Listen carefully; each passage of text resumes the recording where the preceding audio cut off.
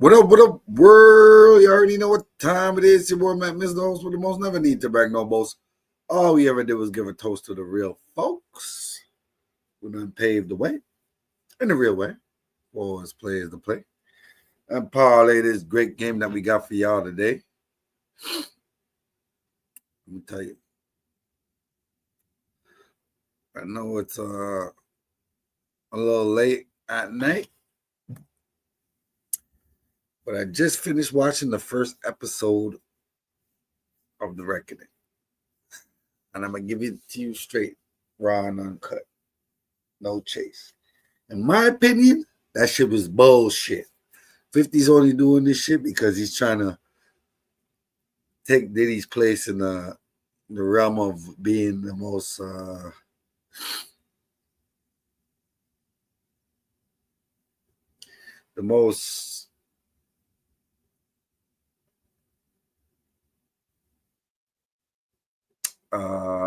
let's say the godfather of hip hop on the East Coast type shit, you know? I'm not saying Diddy was that, but Diddy was influential, you know what I'm saying? So I know there was a lot of parts in it where it was like, yo, Diddy was out of pocket, he was doing a lot of shit, but yo, he had a rough upbringing, man. And when you break it all, put it all into perspective. His pops got killed. He had a rough upbringing.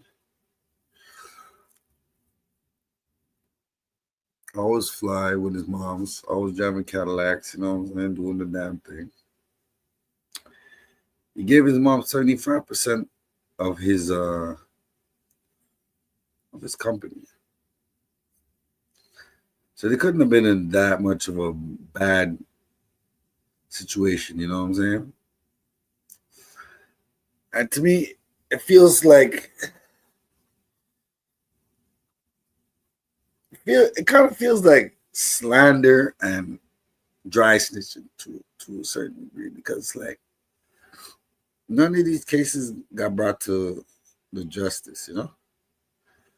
He was in court in the Southern District of New York for a RICO. And then it was confirmed that he was not guilty of a RICO. Now, they got 5 years out of him, right? Do you not think that if they really could have got the RICO, they wouldn't have got it?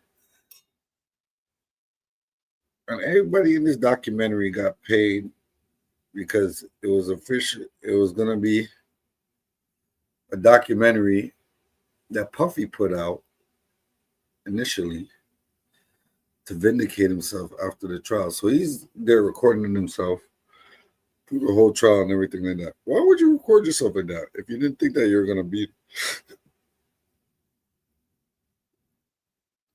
And it made me think, like, is everything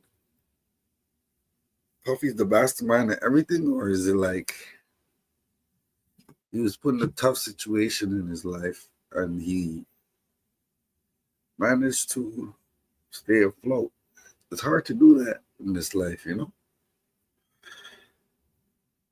So for me to say that Puffy did all this shit and he's the big bad boogeyman and all this bullshit, a lot of scorned people that think that way, you know?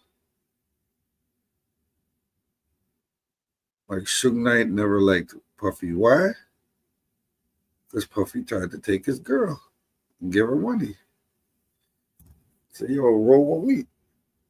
50 don't like Puffy. Why? Because Puffy took his girl and put her up in a condo in LA. Who else? Eric Sermon. Eric Sermon was mad at Puff because Puffy took his girl. Who else?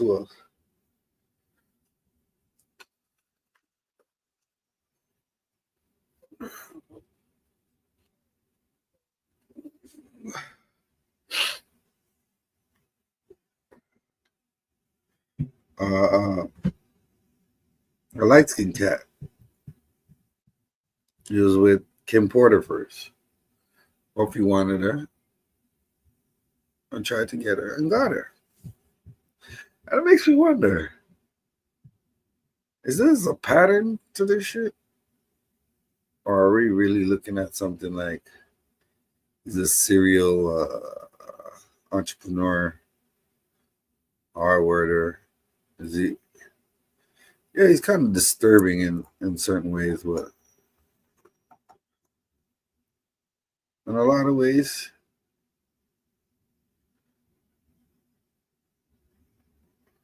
call a spade, man.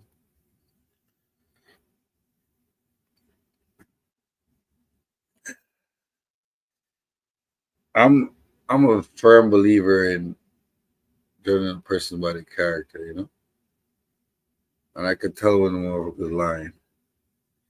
And when they asked Puffy, "Do you know who killed Tupac?" and he said no, it doesn't look like he was lying. When they asked Puffy, "Do you know?" You know,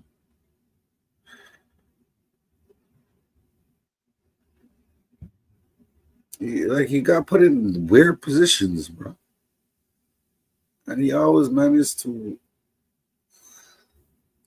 get a come out on top. So it's like if there's not a higher power looking out for this guy, I don't know what it is. But I'm gonna see what Wayno got to say about it because I respect Wayno's opinion. Well, I'm gonna give him my opinion too because this shit is kind of like weird to a certain degree. You want to vilify Puffy,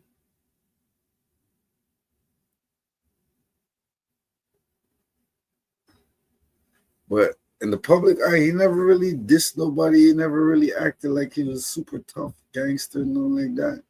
When he ran against Suge Knight, he congratulated Death Row and everything they were doing. And it's like, what's wrong with being like having class, a certain sophistication about yourself. Even though you've been through a lot of bullshit, you try to minimize it as much as possible. He put out a lot of acts. It was a part of a lot of people's come up, and he was a workaholic. You got to give him that. So why is everybody like turning their back on him and anything like that? And then, lo and behold, 50 said Diddy sent him flowers, funeral flowers. What do funeral flowers look like? Maybe he's just sent him flowers congratulating him for absolving him from any wrongdoing with this documentary, because the documentary was first made by Netflix through Puffy because Puffy wanted to vindicate himself from the case. And then after, they turn around and use it to vilify him. So it's like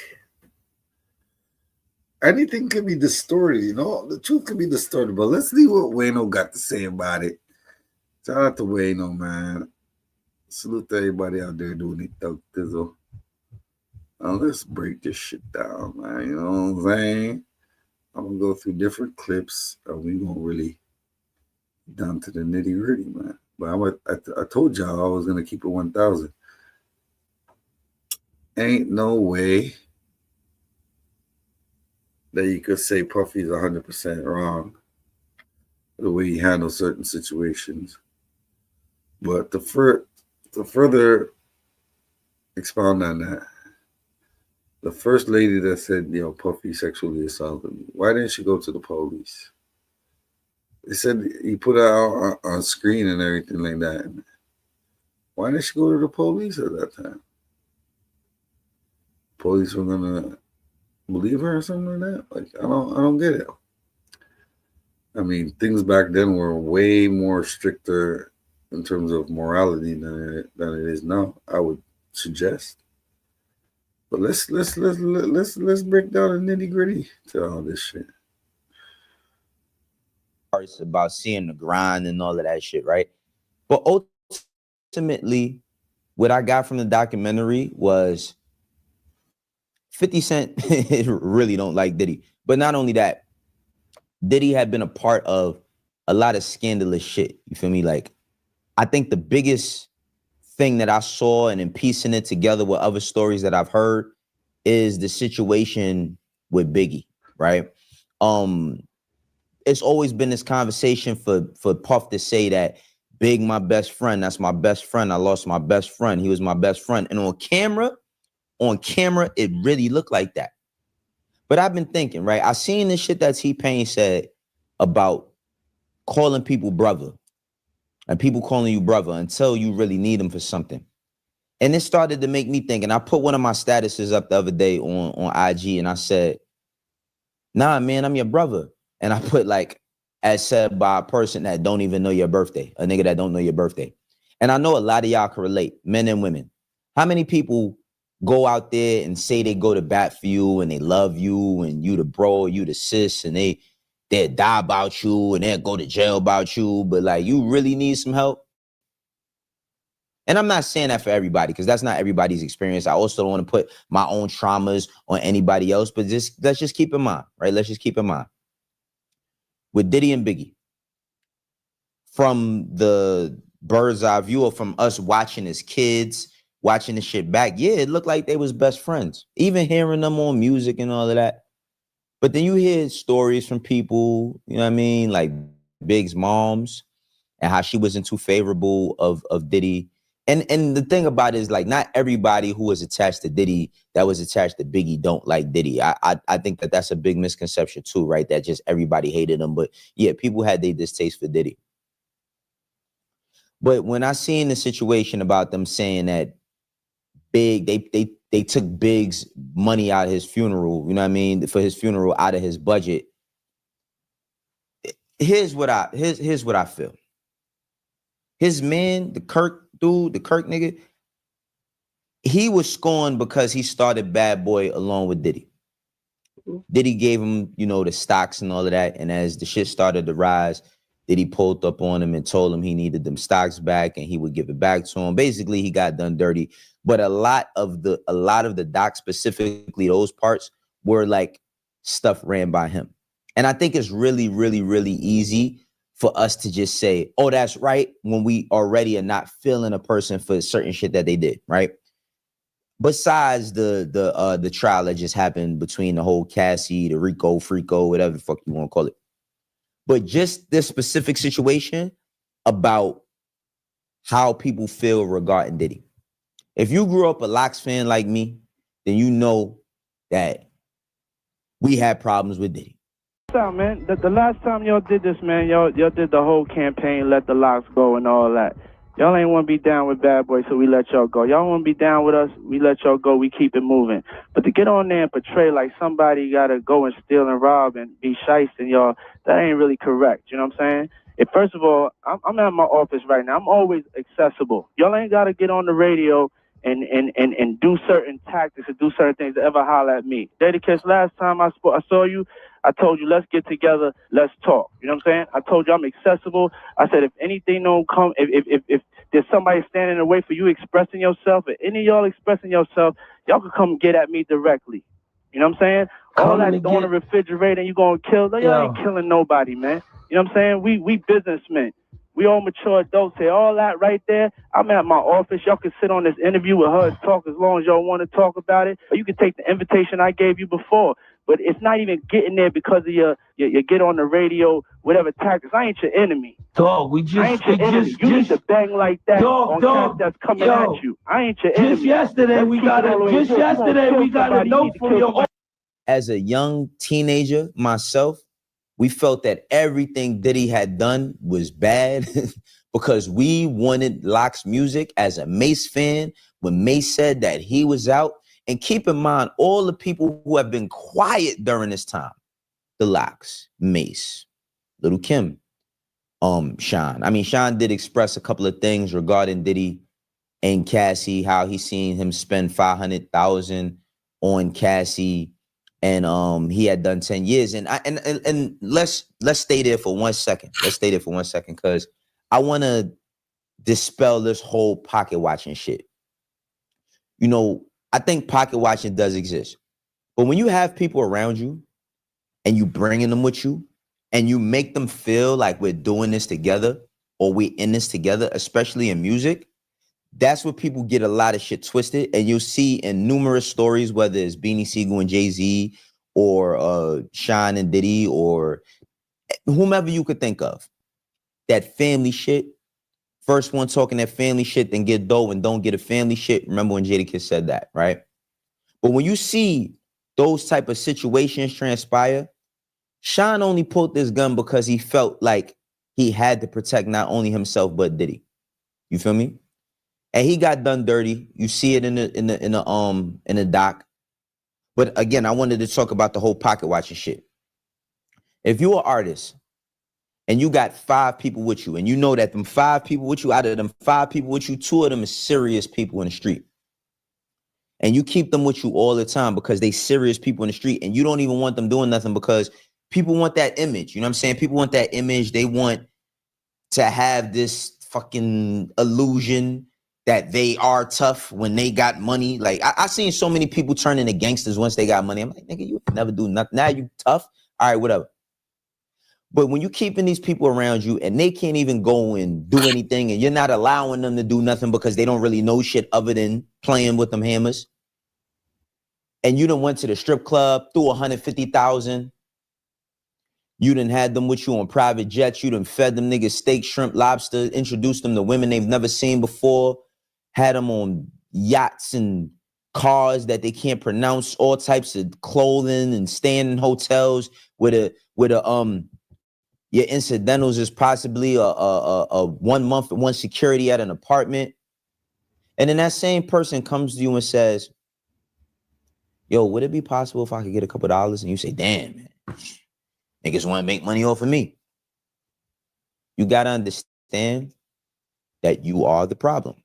Now, one of the things that I seen within this documentary that I really, really, really understand is that Diddy didn't take care of none of them people financially.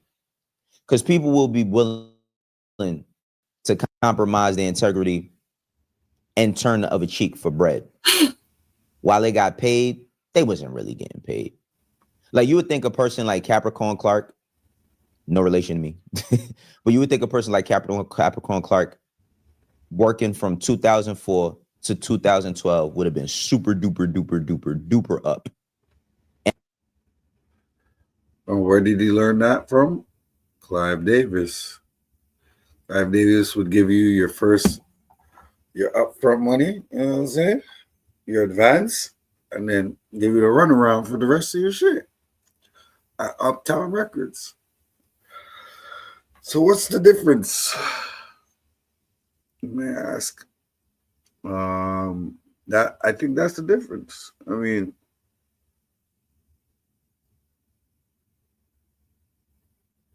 Diddy was more influential than Andre Harrell. My bad. Not Clive Davis, but Andre Harrell.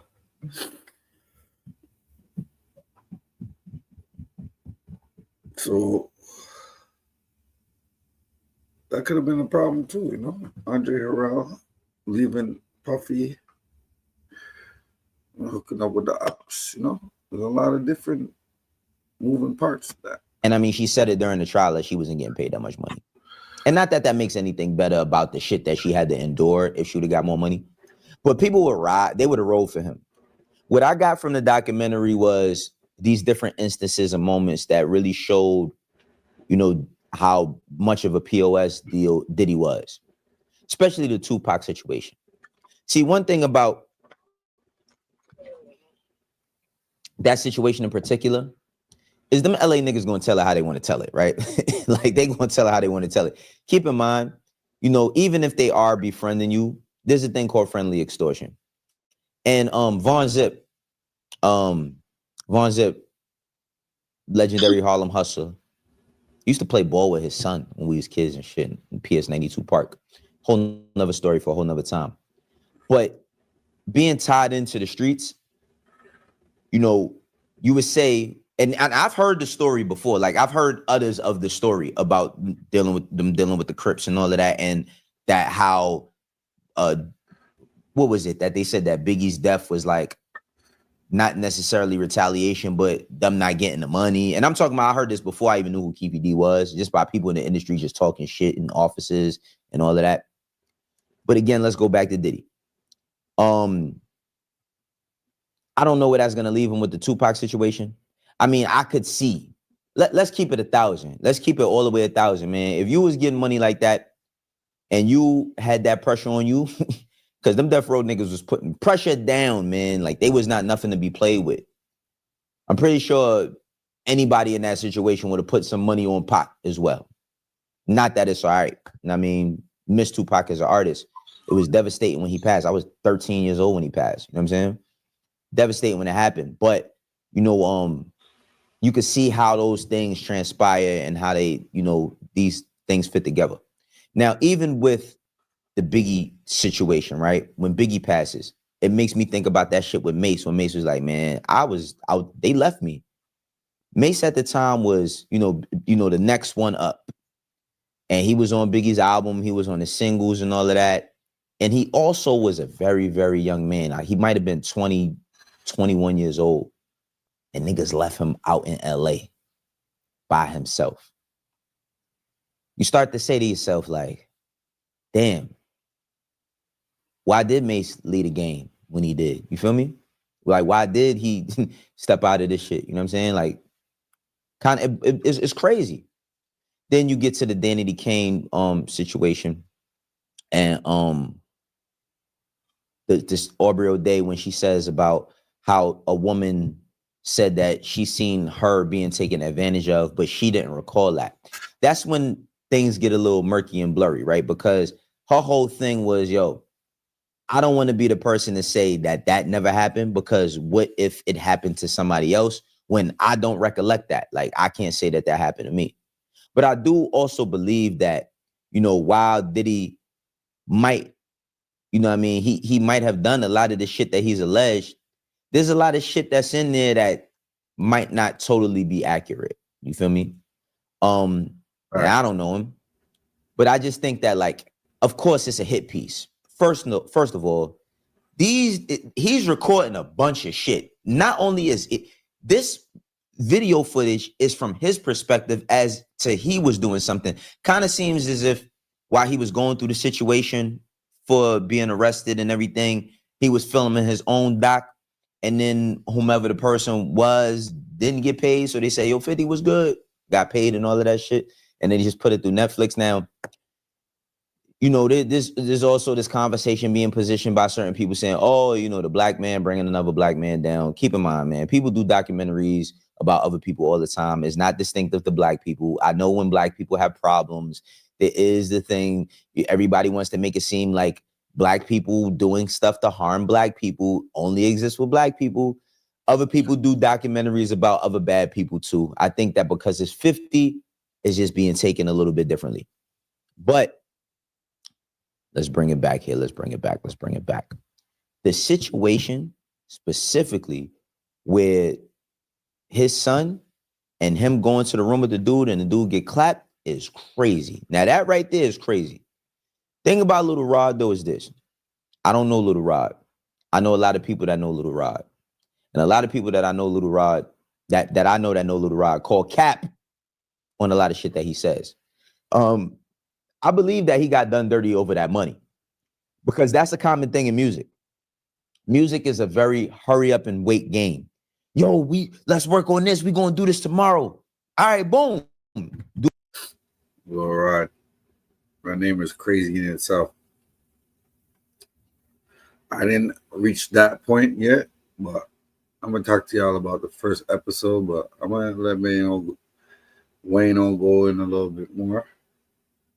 I remember what Mano had said one time. He's like, First of all, that name Will Rod is crazy. And then you're alleging that Diddy did some shit to you, and you don't recall?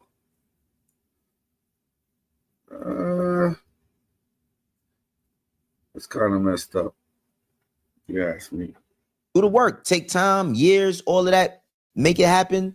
This person goes out, does all this shit, they shine and they blow money, they doing all of this shit, and then they say, nah, bro, just hold on. Your check's in the mail.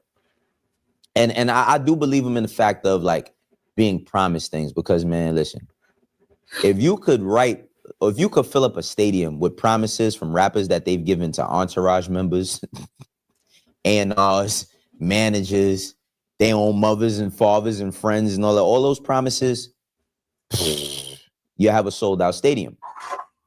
But back to the situation with Diddy, this whole documentary.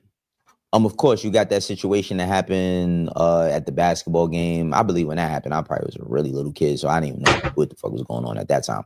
But seeing that was kind of crazy, you know what I mean? People being trampled. But then again, right? It's like, okay, you go out and you say, well, he was promoting this, and he ain't like, what does he benefit by having a celebrity basketball game that he promotes and he pushes, and they don't have the proper security? I mean, there's been a lot of people learning on the fly.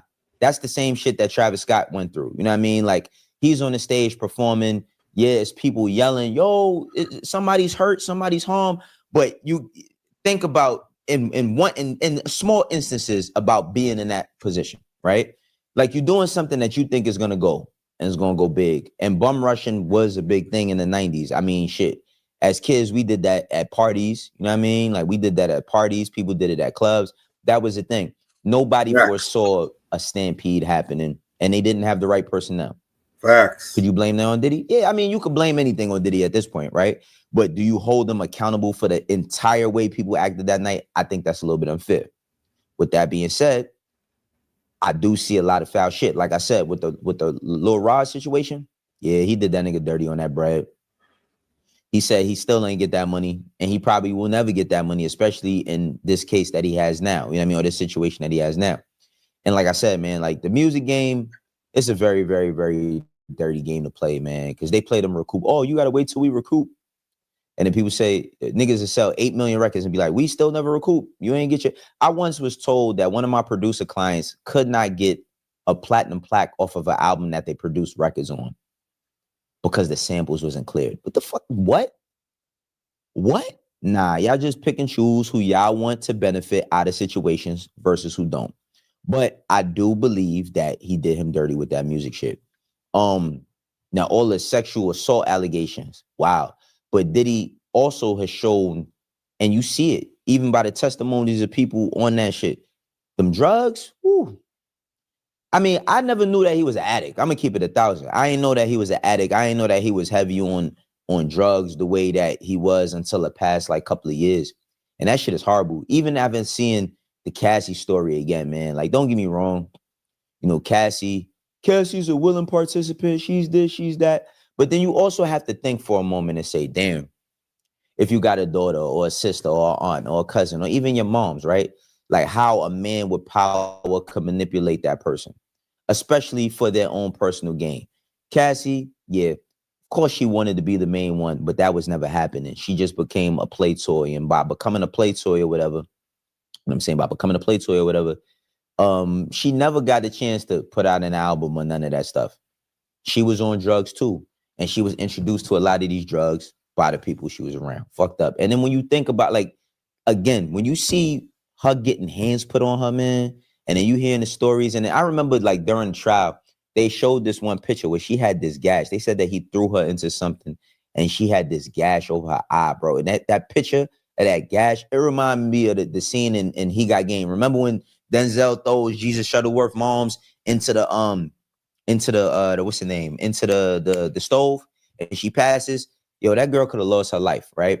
So yeah, you could say that you're not a fan of Cassie, you never liked her music, she wasn't that talented, but then you also got to look at the fact that she got done really, really dirty. Now, yeah, she got paid a lot of money, bro, and my brothers and sisters that watch this channel. Much love to y'all. But she went through hell. You know what I mean? She went through hell. And don't get me wrong, like, yeah, $30 million is a fucking great Band-Aid, but does that mess up? Like, I mean, does that change you forever? You still gonna have a lot of that trauma that you've gone through. She went through a lot of shit physically and sexually that is crazy. You feel me? But I mean, we didn't see Daphne in that joint, and of course we know why. But again, man, I think like overall, my biggest takeaway from the documentary was that Diddy been a bad person for a long time, and it was only a matter of time before all that shit caught up with him. You know what I mean? From weaponizing people in the street to drug usage, abuse on women, doing people dirty in business, sexual assault. Even if Aubrey O'Day said it wasn't her, it could have been somebody else.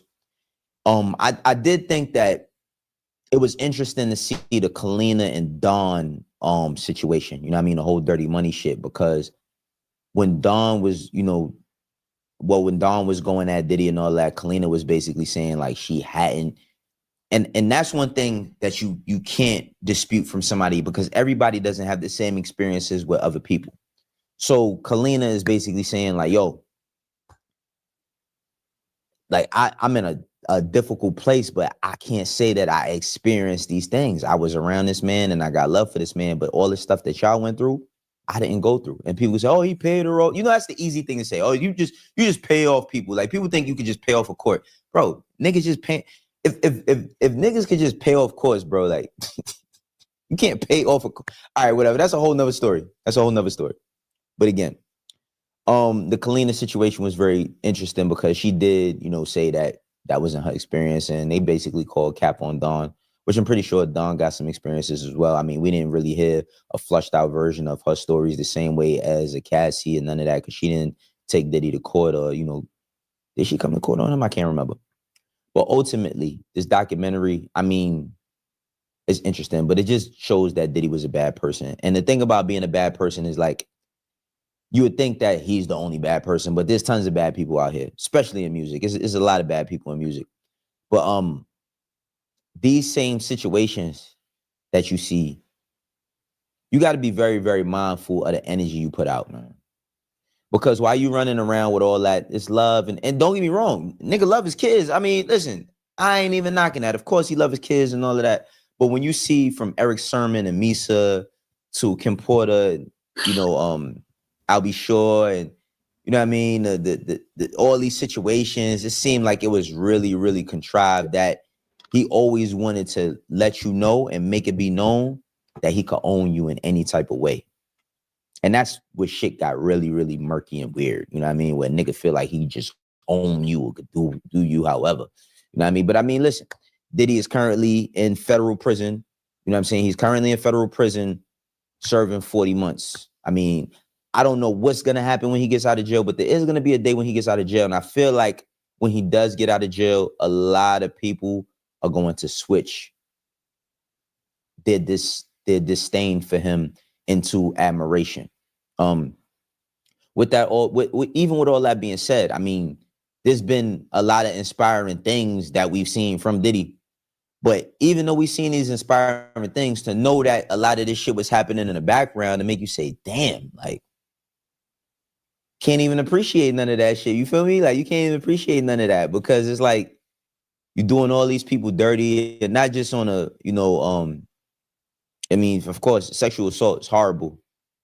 No man, no woman should have to go through that. But then, on the financial side and the street side, it's all types of shit. That infamous. I remember when he was in Harlem, mad people was calling me like, yo, this nigga Diddy in Harlem. I don't even live in Harlem no more, but they like, yo, he in Harlem. I mean, people was excited to see him. A lot of people never seen him before.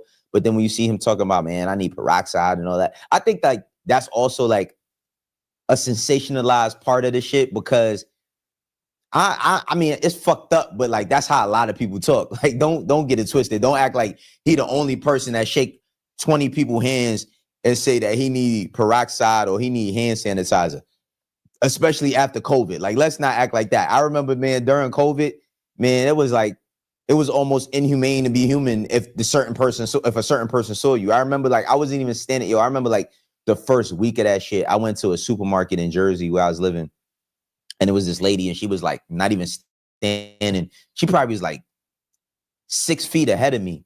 And every time like she would take a step up, I'm taking a step up. She like, could you stop stepping up? So we're not gonna sit here and act like he's the only nigga that talks like that, man. Plenty of people talk like that on a daily basis. But of course, you know, seeing him go to Harlem and then they, you know, the way they edit it is like, yo, the place he comes from, the place he goes back to, now he can't, you know what I mean? He don't want to touch people. Man, all these niggas do that. Don't get it twisted, man. Trust and believe. You be out and you be shaking too many people's hands. People, especially nowadays, man, life is different than it was before. I just think that, like I said, man, I had a lot of admiration for Diddy. That's what I felt too. Your president of the United States said himself, he's a germaphobe. You don't want to touch people's hands. What is it? Harvey Keitel or whatever. He's a germaphobe. He don't touch people's hands and shit like that. There's a lot of people out there that feel that way. It's not because they feel like they're better than anybody. Shout out to Outlaw Queen Puff. I'm gonna put the link if y'all want to come and chop it up for a bit while we break down this first episode. But I'm gonna let y'all know. I don't think the Ras, you know, the Rasta that's always with him, that's rolling around with him biking in the first scene. I don't think he would have been next to Diddy if we really believe all this bullshit that Diddy is involved in. You know, because Ras is known to be righteous and upstanding. You know what I'm saying? They're not just gonna be around no man for money or fame or anything like that. Yeah. Pull up, Outlaw, you know what I'm saying? So me, I look at it from all angles, you know? I'm not that. Diddy Juror 160 that we saw in 50 Cent's Netflix documentary actually gave me off vibes. But now they're saying that he's tampering with the jury and all that. And I can't say that's true, and I can't say that's wrong. Man. Salute, man.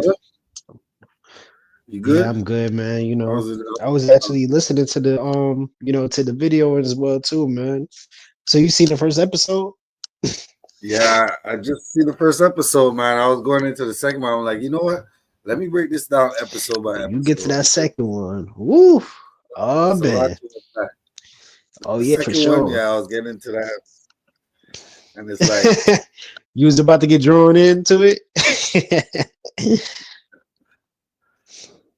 I get it. Diddy went through a lot of shit when he was young, you know? Oh yeah, most definitely. Especially around that time and stuff like that. A lot of people had their own story. Well, Misa Hilton was with EPMD at first. Yup. And you know what Buffy did? Try to sneak his way, try to snake him, and you know, try to be cool with him just to try to get what he want.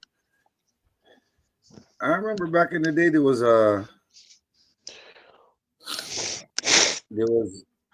Misa Hilton and Eric Sherman. Didn't they have like a domestic violence situation?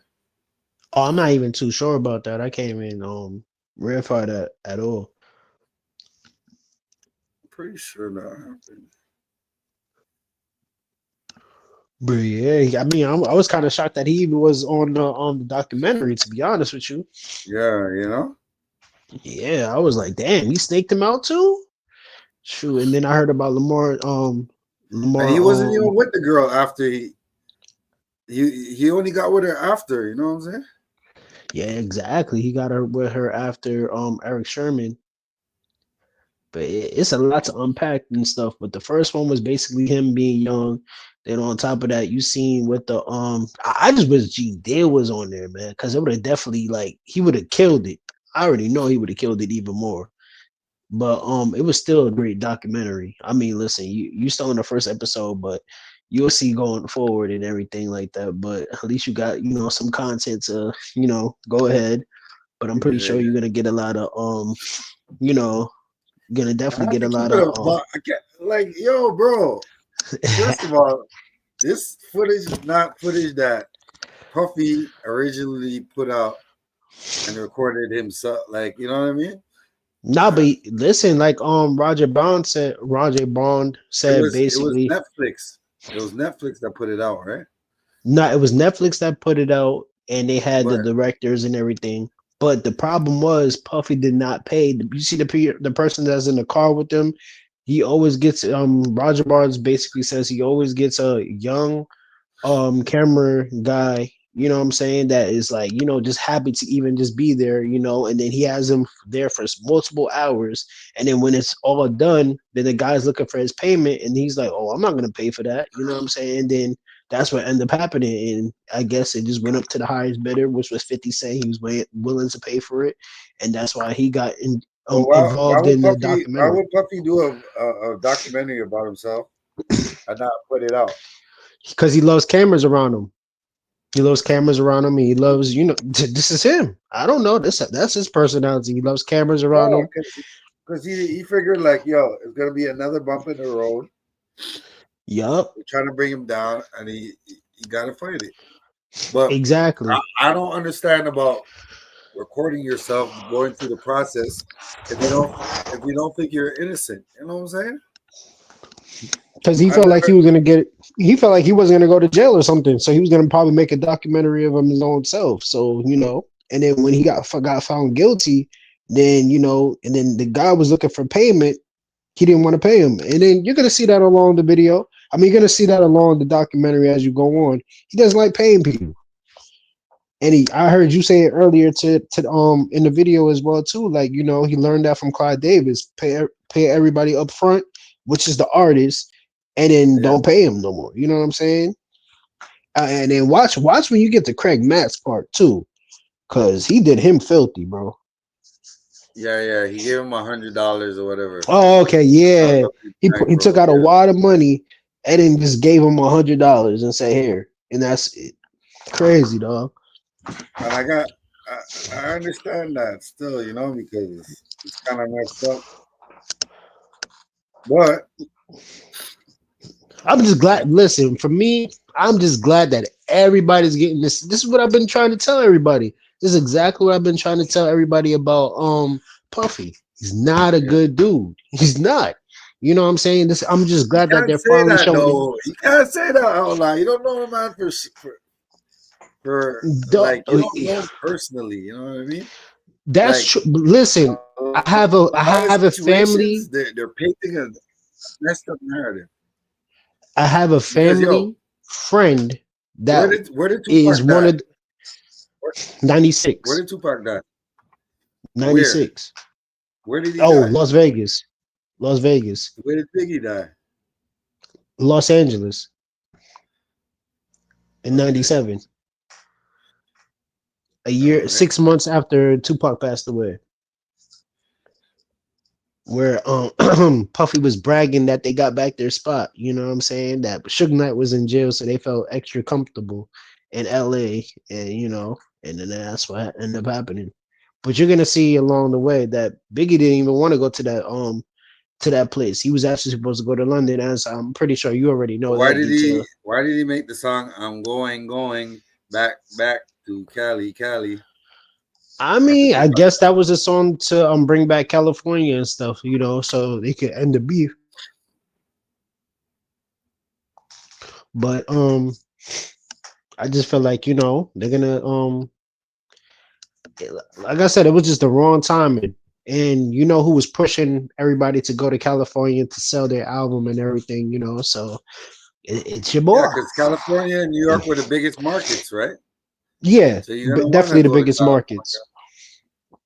Yeah, but is it at the risk of you bragging that you're back to number one and you're at a territory to go on the air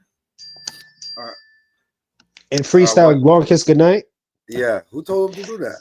That was Biggie, not Puffy. Nah, that was the vibe that they was on. Puffy was on that vibe as well too, and Biggie was on that vibe as well too. You know what I'm saying? Like, I got my spot back, take two. You know what I'm saying? So he was basically just bragging that he's getting his spot back. You know what I'm saying? Because Pac is out of the way, and Suge Knight is in jail at the time. When he said take two, he means this is take two, or I don't know. Like, no, I'm not too sure about that. I don't want to put nothing on Biggie and say if it was a subliminal or anything. Yeah, I hear what you're saying. Still, you know, it looks bad. It looks terrible, right? Oh, absolutely. Like I said, you don't do half of the stuff that you do when you're going to enemies. This guy must have a horseshoe up his ass. Or yep, he runs on ego. He runs on ego. And I mean, as you see, I don't know that he was involved in all of this shit, and he only got 5 years. He didn't catch the RICO. He didn't do nothing. Like, it's not. I mean, they could have got him from. They could have got him from. Not that say I wanted him to go to jail. I don't wish no man in no jail or anything like that. But they could have got him on blackmail. They could have got him on a lot of extortion. I mean, not extortion, but they could have got him on blackmail for sure. You know what I'm saying? Because he held videos, and you know, put it against somebody and say, "Oh, this will come out." You know what I'm saying? He just like, what was it? Not too long ago, he just sent a threat to 50 Cent. I don't know if you've seen that. He sent flowers to 50 Cent. And then when you're in the mob days, when you're sending flowers to somebody, you're basically letting them know that they're about to die. You know what I'm saying? So, and that's all allegedly. If this dude is slandering him to the point where he's like he's trying to put him under the jail, you would feel a certain way too. I mean, absolutely, but not when you're in federal, in federal, not when you're in prison, and you're not even like that. Well, maybe he sent them flowers to congratulate them on such a great job. Who, Puffy? Mm-hmm. You talking about Puffy? Oh, listen, you got to get through the documentary, my guy. Sometimes the truth shall set you free. I got to get to the rest of it, but yes, you do. The first episode, to me, it looks like a lot of slander, and it looks like they're trying to paint a certain picture of him, so later on, you could be like, okay, yeah, he did this, instead of bringing all the facts out. Because why? How could you go through the Southern District of New York court, and being charged with a RICO and beat it, and only get 5 years? That's true. That means that they did some thorough investigation on you, and they concluded that you weren't a part of racketeering and conspiracy organization. Nah, and listen, this is what I agree with. You can't throw out a RICO and just only have one person in the RICO. That doesn't make no sense and stuff. So that doesn't make any sense. So I definitely agree with anybody on that for sure. But I'm talking about the character of Puffy. You know what I'm saying? Because like I said, and then they say Von Zip had something to do with Tupac getting killed. But you don't know that for sure. You know what I'm saying? I mean, you don't know that, but from what a lot of people were saying, that he was very connected to Bad Boy. He had a lot of connections when it comes to the South Side. But like I said, you got to watch a little bit more of the documentary, because there's another clip that comes out to confirm that Puffy had allegiance to him as well too. So, and it's another set, a Crip set as well too. So once you get to like I would say episode 2 or episode 3, then you're going, oh yeah, definitely episode 2. I love episode 2. That's my favorite one. Bro, tell me how you would orchestrate something like that. This nigga. Just wait. They stomp out a Crip, Orlando Anderson, right? Yeah. Because he supposedly robbed a death row. No, he didn't rob it. He attempted to try to Okay. So they're like, oh, the dude is there. Let's go rush him. They beat him up, whatever. Yeah, they're like, oh, that's the guy from the Lakewood Mall. That's the person that was trying to do it. And then Pop, what does that have to do with Puffy in that instance? Because of that set. That was the set that was protecting them when they came to LA. So it was already tension. Because like I said, the person already tried to attempt to take a chain. So when they seen him, it was on site at that time. So they was like, "Oh, those are some of the people that are protecting Bad Boy." Whoop, whoop, whoop. And he just tried to steal one of my chains and stuff. So it was on site at that time. And then Puffy already said that he was trying to put allegedly trying to put out a hit on Suge Knight and Tupac, and he was willing to pay $1 million. And like I said, the person that like Puffy, he likes to brag. So if you listen to a song called Muscle Game, this is something that Cino don't even want to like defend or anything. If you listen to Muscle Game by Black Rob, you hear Puffy bragging. You could pull it up. You hear him bragging and say, "Oh, I put $1 million on your head, erase you and your whole family." So yeah, and you're gonna hear that in the documentary as well too. That don't mean shit. People say anything. That's hyperbole. Man, listen, people gotta stop acting like Puffy's a saint, man. He's not no saint. I'm telling you right now, dude is not a good dude. And then, like I said, I don't know him personally, but I know somebody that I have a family friend that worked with Puffy. Oh yeah. Yeah, my mom knows. What did he say about Puffy?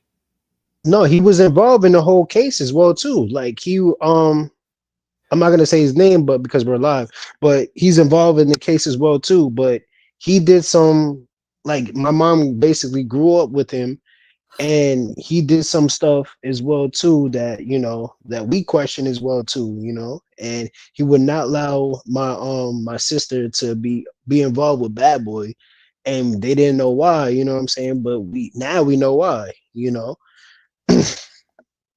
because the way how Puffy treats people. And but like I said, he was doing dirt as well too, because like I said, he was in one of the cases as well, and he's one of the I'm not gonna say his position, but he's definitely high ranked as well too in Bad Boy.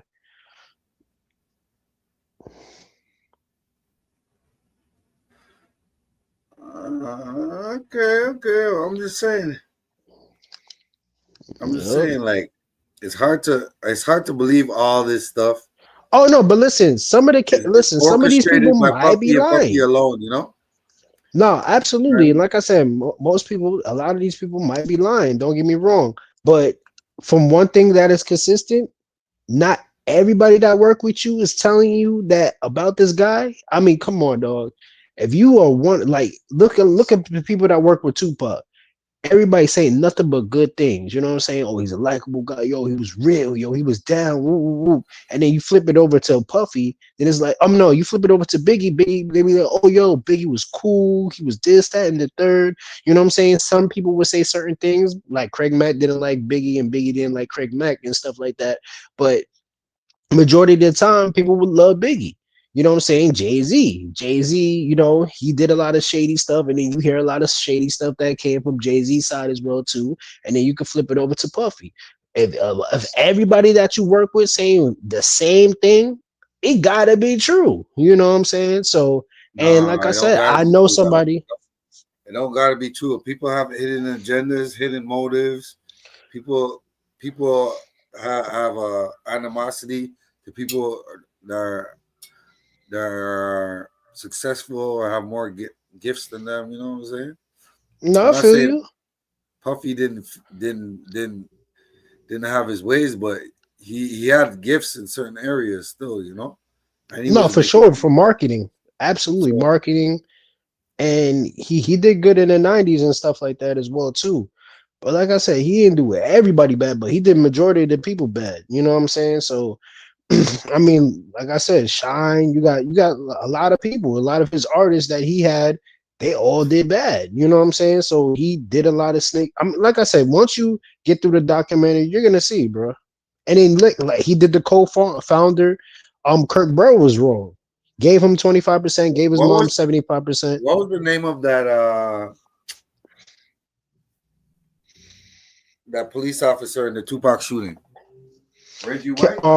Greg Wright. You talking about? Hold on. Oh yeah, you talking about Reggie Wright?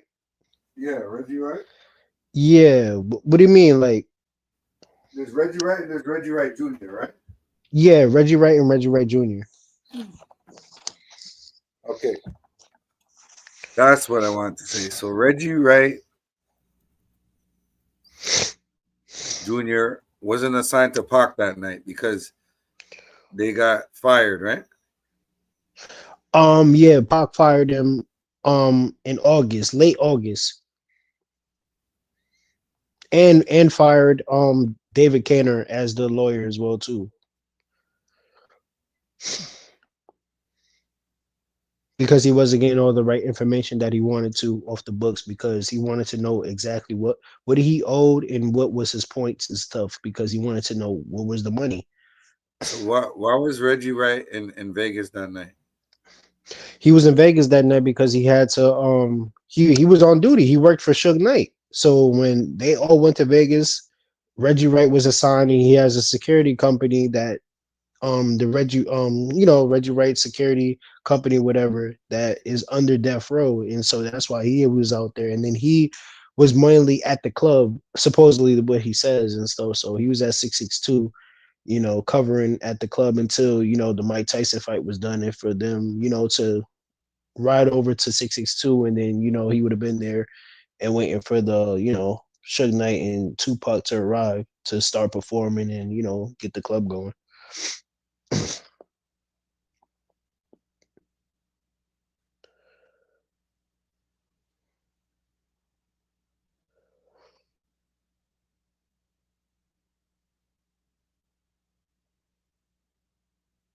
Okay, because it says here it wasn't Reggie Wright Jr.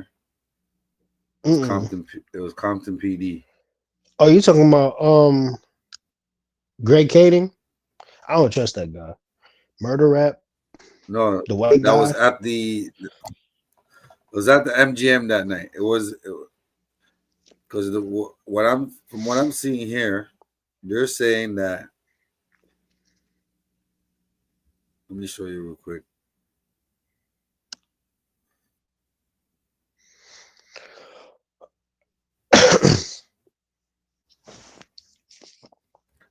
Fair use, fair use. They're saying that this guy right here isn't Reggie Wright Jr., but it's his friend. Came and not Reggie Wright Jr. on the MGM footage. It's Reggie Wright Jr.'s friend, Compton PD, and the MGM. Probably, you never know. Like I said, I don't put nothing past Reggie Wright, man. Honestly. And he's very vengeful too. Now, do I feel like listen, I can't even say it, bro. To be honest with you. But like I said, I don't trust Reggie Wright. I don't trust him either, bro. I don't trust the Fed, so he's a part of that. And then on top Reggie of that, Wright somehow connected to Tupac to Puffy. I wouldn't say he's connected right. to Tupac. I mean, I wouldn't say he's connected to Puffy, but I will say, but he was connected to the Crips. From what I heard, he was connected to. I heard he was a Southside Crips police officer like that. No, he was a Grape Street. From what I heard, is he was connected to Grape Street, but he knew Keefy D as well too. Then on top of that, he had something from. This is what the conspiracy is like. Suge Knight's wife, well, his wife basically at the time was trying to basically take over Death Row, from what everybody was saying, whatever, and Reggie Wright was a security guard, and I guess they look, well, from what Suge Knight is saying, that they made up a scheme to try to take him out and try to take over Death Row, because like I said, it was worth over $300 million at that time. And we're talking about 96, and $300 million in 96 was a lot of money, especially for a black distribute company of Death Row. So of course they was definitely trying to, I mean, not saying they was trying to, but allegedly they was orchestrating to take out Suge Knight, because like I said, Suge Knight was cheating on his wife anyway, and she had moved on from Suge Knight to another cop, I forgot what his name, Kevin Gaines or something like that. Yeah, his name is Kevin Gaines. So she was with Kevin Gaines at the time, and of course, Suge Knight didn't like it, and so it was all orchestrated and stuff. And Kevin Gaines was hired by Reggie Wright. So that's the conspiracy out there from that standpoint. But again, the documentary doesn't go into that at all. It focuses Okay, on so do mostly you think Puffy's that the involvement. animosity between Reggie Wright Jr. and Suge Knight could have led to Tupac's demise? I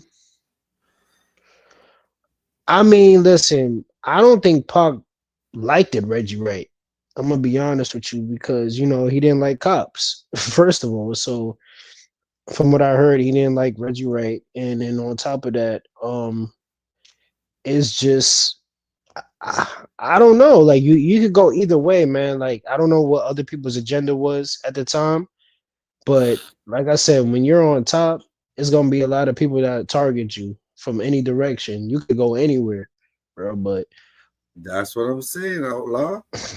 So no, that's true. But you Puffy had every right to try to take them out though, because there was a threat.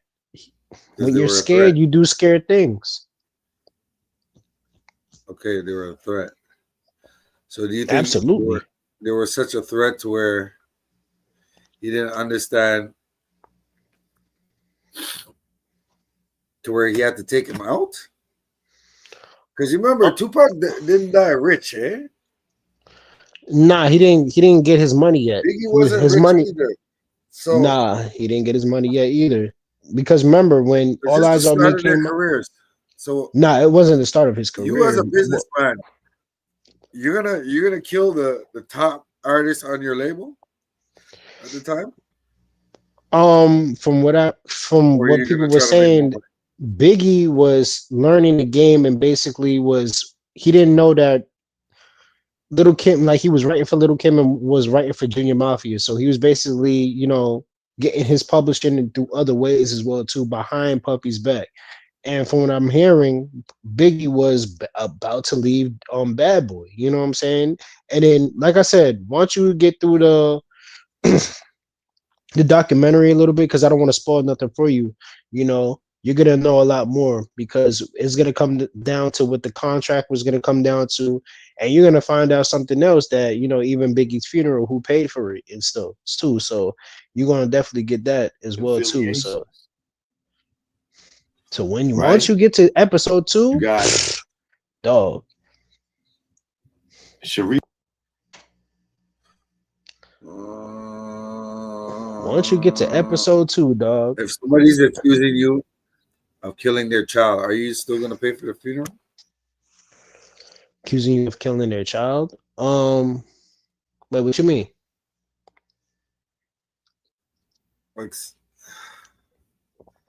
if somebody's accusing you of offing your child, and they were working accusing you of offing your child.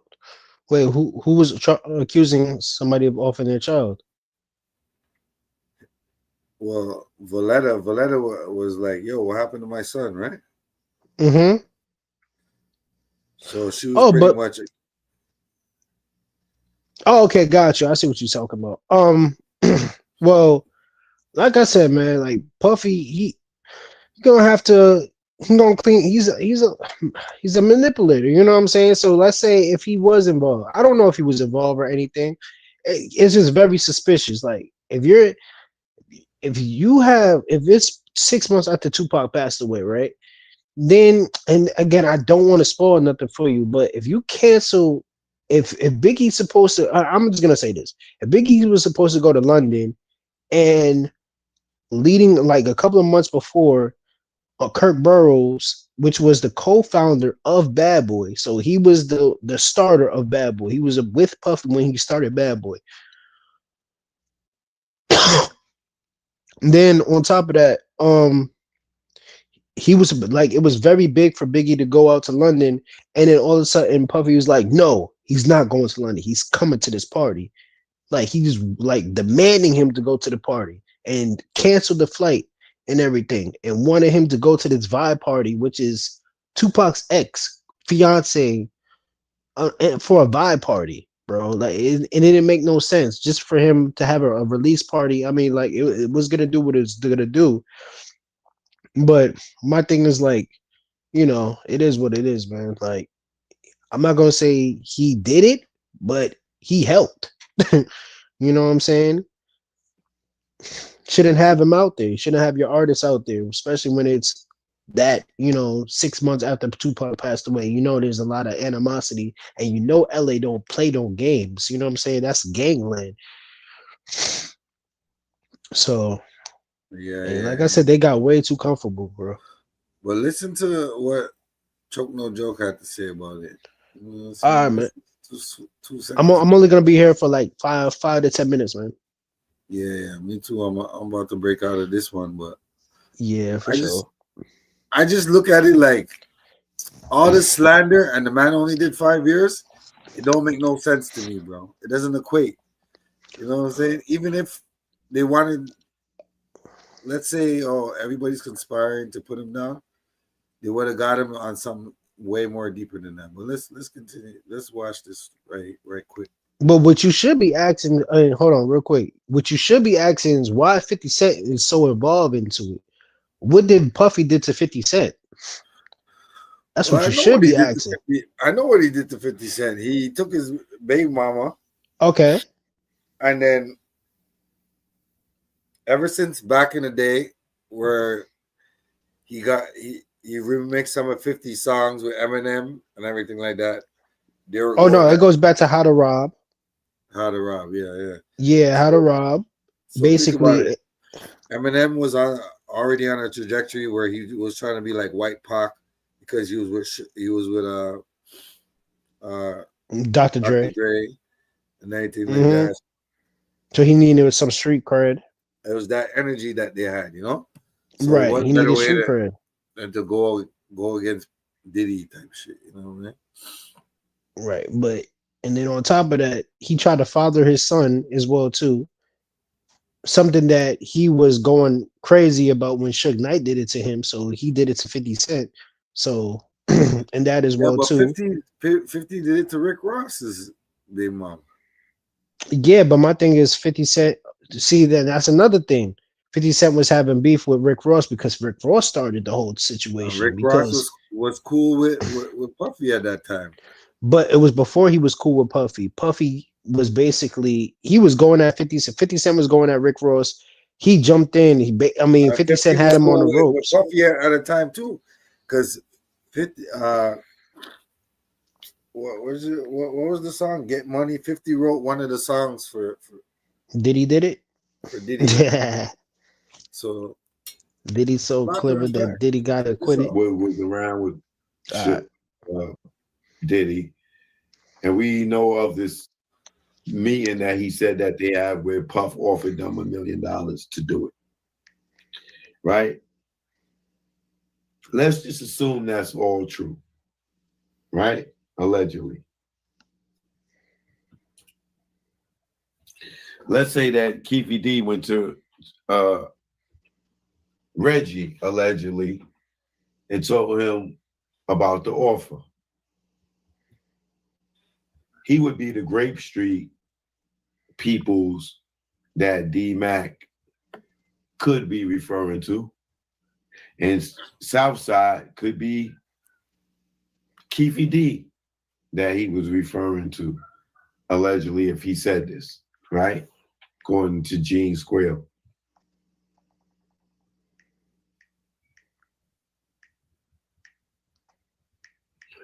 Let's say that allegedly Keefy D and Reggie drew up the play for this whole thing. Yo, we're gonna have Orlando stand there. Yo, you can have Trayvon tell the nigga Pop, blah, blah, blah. You know what I'm saying? And you know what I'm saying? If shit jump off, boom, boom, boom, boom, boom. And then we'll use that. And then when them niggas is out, we'll use that as the alibi to hit them. You know what I'm saying? We'll say it was a gang, over some gang shit, right? And my phone died. Oh.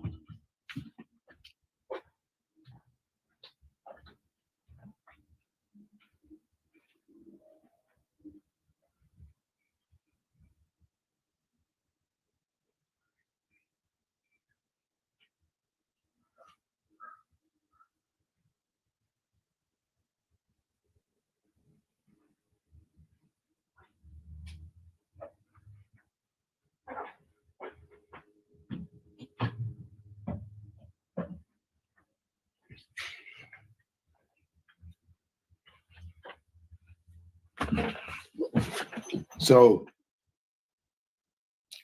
let's say that they all got together, because we heard about some secret meeting. We don't know, like, if that was true, that they, they went to the gang to get God. the sanction that they could hit He knows all his Tupac and shenanigans as well Big. too. I mean, Tupac and Suge. Yeah, we're gonna have to go over there. Right? And We don't know up. if that all that's true. Right? You seen that But but the connections is there, right?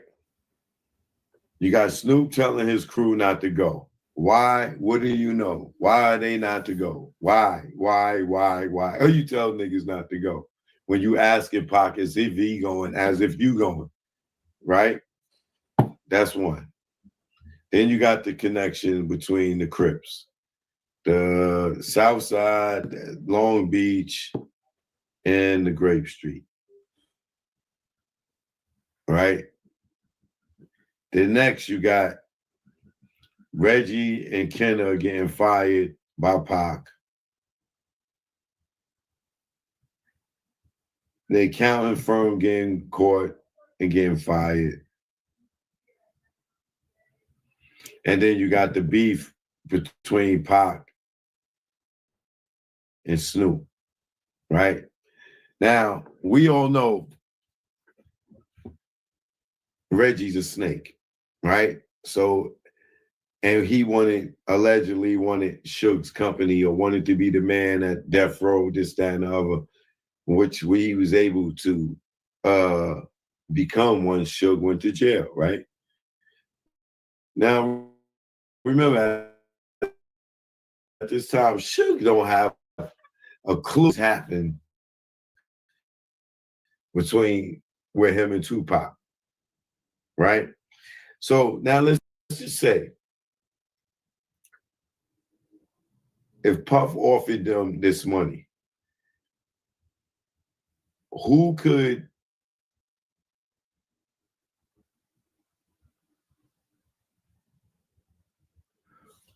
outside of Suge and Tupac would know all their whereabouts, what they doing, their movements, this, that, and the other, outside of the head of security?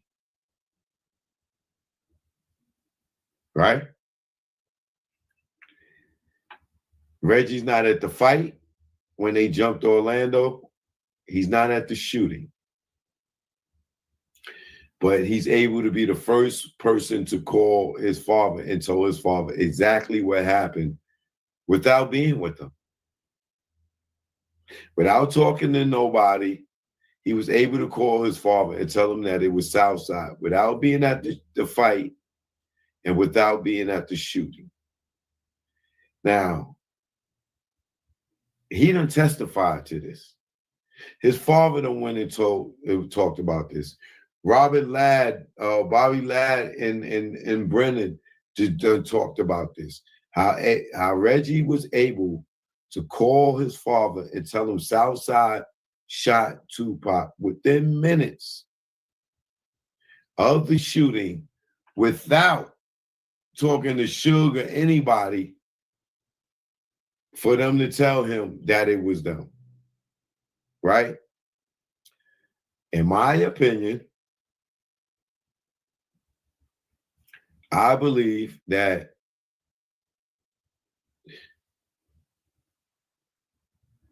they had the plan. I believe that Keefy D may have allegedly offered Reggie some money to set them up. Like, yo, we're going to get $1 million, them niggas get it. Reggie had nothing to lose. This nigga just got fired. He wasn't what you call it. Kenner got fired. Pac is the biggest thing smoking right now, right? They both get fired. And Suge is woke on niggas stealing this, that, and other. Just caught David Kenner trying to put his name on his building, this, that, and other. And now the shooting happens, the fight happens, and Reggie's nowhere around.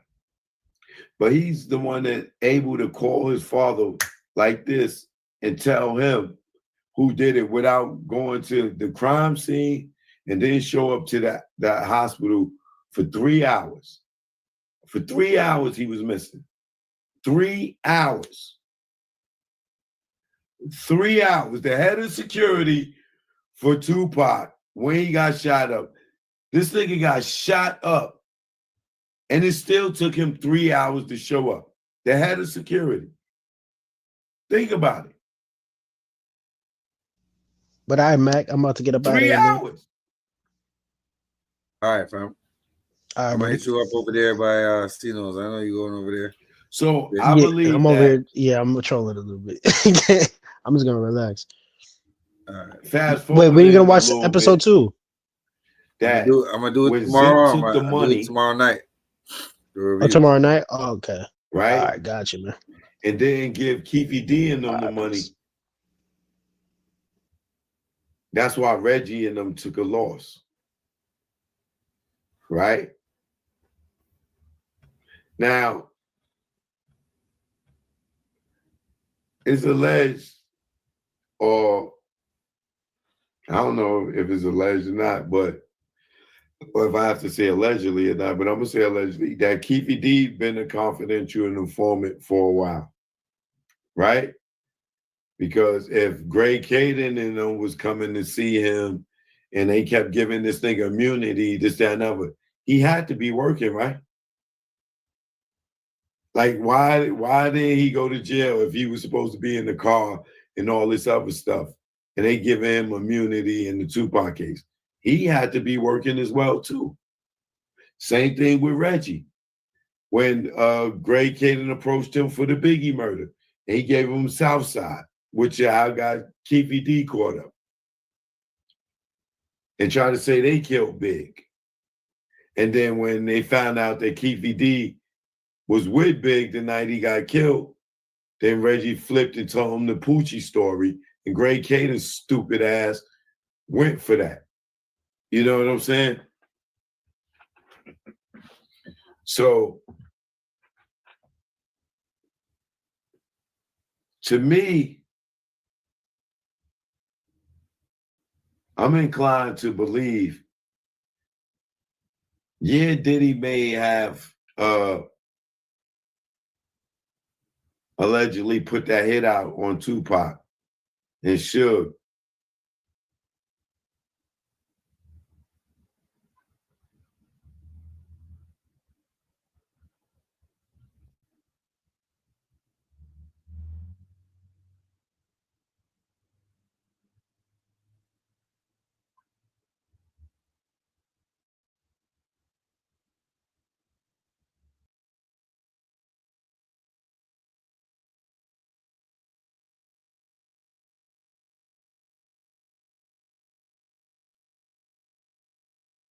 Now, if that was the case, if that was really the case, why didn't they get Suge too?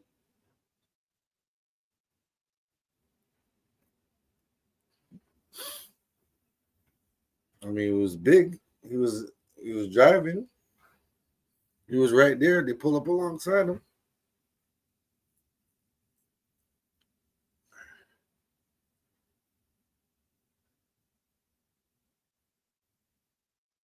So it's a lot to unpack, man. Suge Knight was a bodyguard for I'll Be Sure. He ended up being an adversary to Diddy. From working with Andre Harrell to being an adversary to Diddy. Think about it. I'm not saying that It didn't happen like that, but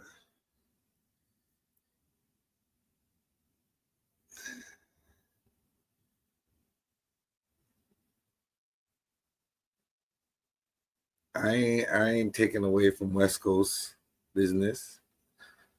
When the West Coast business was a lot of shady shit going on, just like the East Coast business. You know what I'm saying? So when you say grass is greener on the other side, is it really? Sometimes it's just fake. It's your boy Matt Mizzle. And you know my slogan, keep it real in the field, get out of here. I'm out.